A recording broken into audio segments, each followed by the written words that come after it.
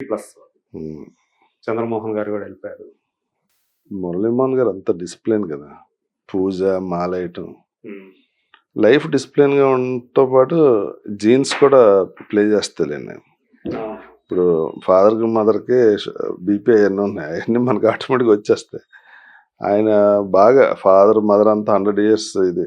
అవును, ఆ జీన్స్ ఆయన కూడా ట్రాన్స్ఫర్ అయినాయి. ఆయన చూసి చాలా నేర్చుకోవాలండి ఇండస్ట్రీలో ఉండి. అసలు ఒకళ్ళని పల్లెత్తి మాట అంటాం కానీ అసలు వెల్ బిహేవ్డ్, అసలు ఆ బిహేవియర్ ఉంటే మనం కూడా ఎక్కడో ఉంటాం. నేను ఆయన కలిసి తెలుగుదేశం చాలా రోజులు తిరిగామండి, రాష్ట్రం అంతా 2 elections తిరిగాను ఆయనతో పాటు. అప్పుడు ఆయన బాగా దగ్గరుండి బాగా ఇద్దరం అవకాశం అంటే ఒకే రూమ్ లో ఉండేవాళ్ళం. ఆయన పొద్దునే 4:30 లేచిపోయి 1 గంటన్నర పూజ చేసేవారు. ఆయన రెడీ అయిపోయి పూజ దగ్గర కూర్చుని ముందు నన్ను లేపేవారు అనమాట, నువ్వు కూడా రెడీ అవ్వాలని. నేను రెడీ అయ్యాడికి ఆయన పూజ అయ్యేది రోజు ఎవ్రీడే. ఎంత రాత్రి 12-1 గంట అయినా మార్నింగ్ 4:35 లేచి గంట పూజ చేయాల్సింది. అంటే నిద్ర తక్కువైనా సరే ఆయన మాత్రం అసలు మార్నింగ్ లేచే టైం మాత్రం మారదు అనమాట. లెజెండ్స్ ఊరికే ఎవరు కదా, మోహన్ బాబు ఉన్నారు, ఆయన అంతే 5ంటికి లేస్తారు, కంపల్సరీ ఎక్సర్సైజ్ చేస్తారు. ఆయన టైట్స్ చూస్తున్నట్టున్నారా? మోహన్ బాబు గారు చూసేవాళ్ళ? చూసేవాడిని అండి. ఇప్పుడు హరి అని తను చూస్తున్నాను. అప్పుడు మోహన్ బాబు తోటి విష్ణు అందరూ చూసాం. వీళ్ళిద్దరి రైవలరీ నిజంగా ఎంతవరకు నిజం? చిరంజీవి వర్సెస్ మోహన్ బాబు అనేది ఎప్పుడు మించో చాలా కాలంగా ఒక డిస్కషన్ టాపిక్ అది. అవును, అది మనకెందుకు, వాళ్ళు డిస్కస్ చేసుకుంటారు. మీరు దగ్గరుండి చూసారు కదా, నిజంగా చూసినందుకే అవన్నీ మనకెందుకు అంట. ఇద్దరు మధ్య ఉండి ఫోటోలు దిగినవి ఉన్నాయి మీరు. అన్నయ్య పెద్దన్నయ్య కదా, నాకు పెద్దరాయుడు బ్రేక్ కదండి. పెద్దన్నయ్య అంటారా మోహన్ బాబు? పెద్దన్నయ్య అంట. ఓకే, అంటే నాకు పెద్దరాయుడు నాకు బ్రేక్ అండి. ప్లస్ విష్ణు కూడా నాకు బాగా క్లోజ్ అండి. ఆయన డిసిప్లిన్ కూడా నాకు బాగా నచ్చింది. ఆయన కూడా 5 o'clock జిమ్, అంతే 9:30 బెడ్. అసలు అంత డిసిప్లిన్ గా అటు స్కూల్ చూసుకుంటా, ఇటు హీరోగా, అటు ప్రొడక్షన్ చూసుకుంటా చాలా చేస్తాడు ఆయన. ఒక రోజు ఇన్ని చేయొచ్చు అన్నట్టు ఉంటుంది విష్ణుతో. అందరూ ఎవరి కాళ్ళు ఆ క్వాలిటీ లేకపోతే అసలు ఎవరైనా కష్టపడాల్సిందండి, అసలు వేరే దారే లేదు ఇక్కడ. అడ్డదారి ఎంత డబ్బు ఉన్న వాళ్ళైనా సరే, వాళ్ళకి డబ్బు ఉంది అంటే గోల్డెన్ స్పూన్ తో పుట్టారు వీళ్ళు అని చెప్పేసి నాకు రానా చెప్పాడు సార్. బాహుబలికి బాగా లావ్ అయ్యి మళ్ళీ నేనే రాజు నేనే మంత్రి చిక్కిపోయి ఏమన్నా ఇంత జిమ్లో నేను చూసేవాడిని. రోజు అపోలో జిమ్కి వచ్చారు, విపరీతంగా ట్రైనర్ పెట్టుకుని పెద్ద పెద్ద వెయిట్లు మోసి. ఏమన్నా పుట్టింది గోల్డ్ స్పూన్తో, ఎందుకని అంత కష్టపడతారు, నేనే పడినంత కష్టం అన్నా. ఇంత కష్టపడకపోతే ఆ గోల్డ్ స్పూన్ దొబ్బుద్ది అబ్బాయి అన్నాడు. నాకు బాగా నచ్చింది, మంచి మాట, చాలా మంచి మాట. అందుకని ఇక్కడ గోల్డ్ స్పూన్ తో పుట్టిన వాళ్ళకి ఇంకా కష్టం, మామూలు స్పూన్ తో పుట్టినాడు హ్యాపీగా ఉండొచ్చు, అంటే పోయేదే ఉండదు కదా. దాన్ని నిలుపుకోవాలి కదా. గోల్డ్ స్పూన్ అంటే ఇట్స్ వెరీ డేంజరస్.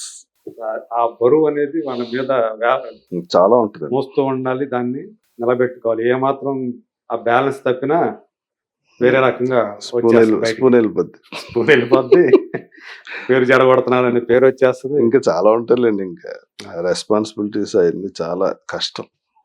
అంటే ఇండస్ట్రీకి వచ్చిన తర్వాత సినిమా మీద పిచ్చితో వచ్చారు కదా, ఇక్కడ ఎవరి ఫేట్ని వాళ్ళు రాసుకోగల పరిస్థితులు ఉన్నాయా? ఉండదండి. ఒక్కటి సార్, ఎవరికైనా అంతేనా? నటులకైనా సార్ ఇక్కడ సార్ కష్టపడ్డోడికి ఏదో రోజు టైం వస్తుంది సార్. కష్టం లక్ కలిస్తే అది వేరే, ఎక్కడికి వెళ్ళిపోతారు. ఓన్లీ లక్ మీద వచ్చిన వాళ్ళు అది నిలబెట్టుకోవడం చాలా కష్టం, కష్టపడకుండా. ఓకే, నేను చాలా మంది చూస్తుంటా కదా, ఏమాత్రం లేజీగా ఉన్నా ఓ సినిమా హిట్ అయింది కదా అని అటు లేజీగా తయారైతే కరెక్ట్గా 2-3 yearsలో ఫేడ్ అవుట్ అయిపోతుంది. సినిమా హిట్ అయ్యాక ఇంకా కేర్ఫుల్గా, ఇంకా కొత్తగా డ్యాన్స్ నేర్చుకుని మొత్తం 6 packs చేసుకుని, పాపం ఏం తినరు వాళ్ళు, అంతంత సంపాదించుకుని అంత కష్టపడి డైట్ మెయింటైన్ చేయాలి, అన్ని మెయింటైన్ చేయాలండి. అదే ఏది తినాలనిపిస్తే తినడానికి లేదు, తింటే ఏముంది క్యారెక్టర్ ఆర్టిస్ట్లు అయిపోతుంది మళ్ళీ. అది చాలా ఆ బ్యాలెన్స్ ఉన్నోళ్ళు ఎప్పుడు అంటే అండి, ఇంకా ఆ హీరో ఇమేజ్ వచ్చాక ఇంకా జీవితం అంతా అంతే, ఏది పడితే తినడానికి ఉండదు. క్యారెక్టర్ని బట్టి చాలా కోల్పోవాల్సి అనుకుంటా. అసలు క్యారెక్టర్ని బట్టి మొత్తం ఆహార్యం అంతా మారిపోద్ది కదండి. ఇది వరకు హీరోలు ఏంటంటే ప్రతి సినిమాలో ఒకే రకంగా కనిపించేవాడు. ఇప్పుడు అసలు అప్పుడు పెద్ద ఇప్పుడు ప్రతి సినిమాకి మారిపోవాలి స్టిల్ చూస్తే ఏ సినిమా చెప్పేచ్చు. చెప్పే అలాగా పాపం అందరూ ఇవాళ హీరోలు. అట్లా ఉంది. ఒకప్పుడు అంటే అది ఏ సినిమాలో తెలియదు. సినిమా బాగుంటే చూసేటం అప్పుడు. అదే ఇప్పుడు ఆ పరిస్థితి లేదు. లుక్స్ అన్ని ఒకే రకంగా కనపడేవి అప్పుడు. సో అంత సినిమా కోసం, క్యారెక్టర్ కోసం అంత కష్టపడాల్సిన అవును. పరిస్థితి ఈ రోజు ఉంది అందరికి. అందరికీ. సో మీరు ఇక్కడికి వచ్చిన తర్వాత మిమ్మల్ని ఎంకరేజ్ చేసిన వాళ్ళు కానీ, అంటే పడిపోతున్నావరా ఇక కష్టం అనుకున్న పరిస్థితుల్లో మిమ్మల్ని ఆదుకున్న వ్యక్తులు కానీ అలాంటివి ఉన్నాయా ఎప్పుడన్నా మీకు జరిగింది? అంటే నేను నైస్ రాజా అనే సినిమా హీరో చేశాక ఆ సినిమా నైస్ రాజా ఆ సినిమా రిలీజ్ అవ్వలేదు. అప్పుడు నాకు 1 year గ్యాప్ వచ్చిందండి ఇండస్ట్రీలో. అంటే నేను హీరో చేశాను కదా, మళ్ళీ క్యారెక్టర్లు చేస్తే ఏమవుతుందో తెలియని కన్ఫ్యూజన్లో ఉండేవాడిని. అప్పుడు 1 year గ్యాప్ వచ్చిందండి. అప్పుడు 1 year తర్వాత ఈ సినిమా రిలీజ్ అవ్వదు, ఇంకా మనం రెగ్యులర్గా సినిమాలు చేయకపోతే ఇబ్బంది పడతాం. అప్పుడు నేను చాలా అప్పు చేయాల్సి వస్తుంది 1 yearలో. అప్పుడు చిన్న కన్ఫ్యూజన్, కూడా ఇబ్బంది పడ్డారు. ఇబ్బంది బాగా. పిల్లలు వాళ్ళ స్కూల్ ఫీజులు కట్టాలి. అంటే మరీ అంత ఇది కాదు, మిడిల్ క్లాస్ ఫ్యామిలీ ఓకే, ఇంటికాడ నుంచి అడిగితే పంపిస్తారు అలా ఉంటది. కానీ మామూలుగా అయితే కొంచెం పర్వాలేదు, కొంచెం మిడిల్ క్లాస్ అండి, అప్పర్ హై క్లాస్ అలాగేం కాదు. అప్పుడు నాకు హెల్ప్ చేసింది సుమన్ గారు. నేను వెళ్ళి, సార్ నా పరిస్థితి ఇలా ఉంది, ఏదైనా సీరియల్లో వెళ్ళి వేషం అడిగితే, సార్ మీరు చేస్తానంటే ఏముంది సార్, మీరు అడగక్కర్లేదని అప్పుడే అన్నం సీరియల్ ఆయన రాసింది. రామోజీ గారి చిన్నబ్బాయి ఆయన అందం సీరియల్లో నాకు అసలు మళ్ళీ హీరో ఇమేజ్ తీసుకొచ్చారు. అందులో ఒక సాంగ్స్ ఉంటాయి, సినిమాలో అందం అనేది ఇంకా అసలు నెక్స్ట్ లెవెల్. పాపం కరెక్ట్ గా నేను ఇబ్బంది పడుతున్నానని తెలిసి ఆయన రాశారు. తర్వాత ఈనాటి రామాయణం అని ఒక ఉంటే ఏవిఎం వాళ్ళు ప్రొడ్యూసర్స్ అండి, సితారా నేను దానికి కూడా ఈ అబ్బాయిని పెట్టుకోండి అని చెప్పి ఆ రోజు నాకు బాగా హెల్ప్ చేసింది సుమన్ గారు. అప్పుడు నిజంగానే మీకు అన్నట్టుగానే అవి బాగా మళ్ళీ మీరు నిలదొక్కుకోవడానికి. అవునండి, ఆ సీరియల్ వచ్చాక మళ్ళీ సినిమాలు వచ్చినాయి. బాగా చేస్తున్నాడు, బాగా మంచి పాపులారిటీ. అవునండి, ఇంటింటికి రాజారావు అంటారు, సుందర్ సుందర్ అంటారు నాకు, ఎప్పుడు సుందర్ రావు అంటే అంత గుర్తుండిపోయింది ఆ క్యారెక్టర్, ఆ సీరియల్ అనేది మన ఇంటింటికి పరిచయం చేసి. ఏదైనా అంటే సినిమాది ఒక ఎత్తు, సీరియల్స్ ఇంకొక ఎత్తు అంటారు.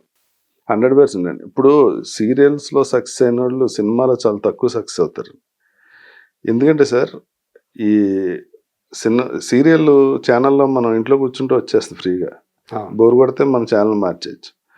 సీరియల్లో మిమ్మల్ని రాజారవీంద్రగా గుర్తుపెట్టుకోరాళ్ళు. ఆ సీరియల్లో నా క్యారెక్టర్ పేరు ఏదుందో దాన్నే గుర్తుపెట్టుకుంటారు. దానిలాగే ఉంటుంది. అక్కడ క్యారెక్టర్ డామినేట్ చేస్తుంది, మన పర్సనల్ ఇమేజ్ అక్కడ ఏం ఉండదు. మన పర్సనల్ పేరుతో పిలవడు అసలు, బయట నన్ను సుందరనే పిలిచారు. సినిమా అలా కాదండి, టైం పెట్టుకుని ఫ్యామిలీతో వెళ్ళి 2000-3000 ఖర్చు పెట్టి కారు పార్కింగ్ ఫీజు కట్టుకుని వచ్చి చూసినప్పుడు అక్కడ కనిపించినోడు ప్రతి ఒడికి వాల్యూ ఉంటుంది. ఆ సినిమా హిట్ అయితే రెమ్యునరేషన్ 1000 నుంచి లక్షలకు వెళ్ళొచ్చు, లక్షల నుంచి కోట్లకు వెళ్ళొచ్చు. టీవీకి ఎంత హిట్ అయినా ఇంకో 1000 పెంచమంటే తీసేస్తారు. ఎందుకంటే ఆడికి ఎపిసోడ్ బడ్జెట్ అంతకన్నా ఉండదు, అంత తేడా ఉంటుందండి. ఇప్పుడు ఫ్రీగా చూడటం అలవాటు పడి టీవీలో ఆడి సినిమాలో కనిపిస్తే ఇరిటేషన్ వస్తుంది. డబుల్ బెడ్ చూసినప్పుడు ఈ టీవీలో కనిపించినోడు సినిమాలో కనిపించాడు అనుకోండి, మనకు తెలియకుండా చిన్న ఆడు చేసి క్యారెక్టర్ ప్లే చేసి దాని మీద మనకి ఓ రకమైన ఇంప్రెషన్ వచ్చేస్తుంది. అంటే వ్యతిరేక భావన వచ్చేస్తారు. వ్యతిరేక భావన రాదండి, ఇది మనకి ఇంటికాడ కనిపిస్తాడు కదా రోజు, డబుల్ బెడ్ చూసినా ఆడే కనిపిస్తే చిన్న కంఫర్ట్, అంత కంఫర్ట్ గా ఫీల్ అవ్వరు ఆడే. మళ్ళీ ఇక్కడ కూడా ఈయన అన్నట్టు వస్తుంది, గ్యారంటీగా వస్తుంది. ఈ ఇమేజ్ టోటల్ వేర్ అండి, ఆ ఇమేజ్ టోటల్ వేర్. అంటే మీరు దేన్ని ఎంజాయ్ చేశారు ఎక్కువ? అన్నీ సార్, నాకు అసలు ఆ ఐడియా కూడా ఉండదు. నేను 2 days 3 days ముందే మర్చిపోతుంటా. అంటే ఇప్పుడు ఆ సీరియల్స్ మీకు తిండి పెట్టాయి కదా? అవును, 100%. ఆ ఫేస్ అయిపోయింది కదా, ఇంకా కూర్చుని అంటే బాగా ముసలాండే గుర్తెచ్చుకుంటాను అన్ని కూర్చుని. అదే మొత్తానికి ఒక గడ్డు కాలంలో 100-200% అండి ప్రతిదీ మీడియా. ఇప్పుడు ఇంకా పెరిగిపోయినాయి కదా సార్ ఛాన్సెస్. ఓటీటీ వచ్చింది, షార్ట్ ఫిల్మ్స్ వచ్చినాయి, ఓటీటీ ఫిల్మ్స్ ఇప్పుడు ఎక్స్ప్లోర్ అవడానికి చాలా అవకాశాలు ఉన్నాయి, నెంబర్ ఆఫ్ మార్గాలు ఉన్నాయి. మీరు కూడా ఏదో మధ్య ఒకటి అనుకున్నాం సార్, ఓటీటీ ప్లాట్ఫామ్ పెడదామని అనుకున్నాం. దాని కష్ట నష్టాలన్నీ 3 నెలలు ఒక కమిటీని వేసి వాళ్ళు అన్ని చేశారు. ఓకే. రెండేళ్ల క్రితమా? అవునండి. వేసాక అదే కరెక్ట్గా కరోనా వచ్చిందండి. ఓకే. ఒక 200 కథలని ఒక వెబ్ సిరీస్ చేద్దాం ట్రై చేస్తే ఒక్క కథ పోలే. ప్లస్ అది 200 కథలు విన్నారు దానికోసం. 8 లాంగ్వేజెస్ లో చేద్దామని ఛానల్ అనుకున్నాను. ఇప్పుడు కంటెంట్ ఏంటంటే పాత సినిమాలన్నీ ఏదో ఒక ఛానల్ ఓటీటీ ప్లాట్ఫామ్ కొనేసి ఉన్నాయి. ఇప్పుడు కొత్తగా కంటెంట్ కావాలంటే వాళ్ళతోటి టైఅప్ అయ్యి అదే కంటెంట్ పెట్టుకోవాలి. కొత్త కంటెంట్ అంటే మనం తీయాలి. ఎవ్రీ మంత్ వెబ్ సిరీస్ లేకపోతే మనం కొత్త సినిమా ఓటుకొని అందులో కంటెంట్ లేకపోతే మీకు సబ్స్క్రైబ్ చేయడు. అది ఎవ్రీ మంత్ మనం ప్లాన్డ్ గా పెట్టుకుంటే వెళ్ళాలి. 1000 కోట్లు బడ్జెట్ వేసి పెడదామని చూస్తే తెలుగుకి అందులో 40 కోట్లు 50 కోట్లు వచ్చింది.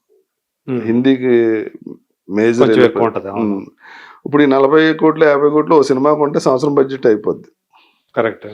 దాన్ని పెంచితే సబ్స్క్రిప్షన్స్ ఎంత వస్తుందో తెలియదు. ఎందుకంటే సార్ నెట్ఫ్లిక్స్ హాట్‌స్టార్ వీళ్ళందరూ ఇండియాలో అమెజాన్ వీళ్ళు ఇండియాలో వాళ్ళ బడ్జెట్లు వచ్చి 5,000 కోట్లు 7,000 కోట్లు 10,000 కోట్లు అలా ఉన్నాయి. లాంగ్వేజ్ కింద అని పెట్టేసుకున్నారు. కాంపిటేట్ చేయలేండి. ఆడు ఒక వెబ్ సిరీస్ తీస్తే ఈ డిసెంబర్ లో షూటింగ్ అయితే 1 year ఆగి నెక్స్ట్ జనవరికి రిలీజ్ చేస్తాడు. 200 లాంగ్వేజెస్ లో ప్రాపర్ గా డబ్ చేసి ఏ లాంగ్వేజ్ కి ఆ లాంగ్వేజ్ లో చేస్తాడు కంటెంట్. అలా చేస్తే వర్కౌట్ అవుతుంది. ఇది లేకపోతే ఏంటంటే ఇక్కడే ఉండిపోతుంది. ఓన్లీ తెలుగుని పెడితే అసలు బయటకి దానికి ఇంకా చాలా ఉన్నాయండి. స్ట్రీమింగ్ దానికి మళ్ళీ అంత స్టోరేజ్ కి అవన్నీ స్ట్రీమింగ్ కి ఎక్కువ అవుతుంది మళ్ళీ. కానీ మేము ఆల్రెడీ ఆహా ఒకటి ఉంది కదా సక్సెస్. అంటే ఆహా వాళ్ళు ఎంతవరకు బయటపడతారో ఇంకా తెలియదు కదండి. ఓకే. ఇప్పుడు తమిళకి ఎక్స్టెండ్ అయ్యారు. వాళ్ళకి ప్రాపర్ గా స్లోగా స్టార్ట్ చేసి తెలుగులో ఫస్ట్ ఇది కాబట్టి వాళ్ళకి ఇది వచ్చింది. ఇంకో తెలుగు వస్తే ఎలా ఉంటుందని తెలియదు.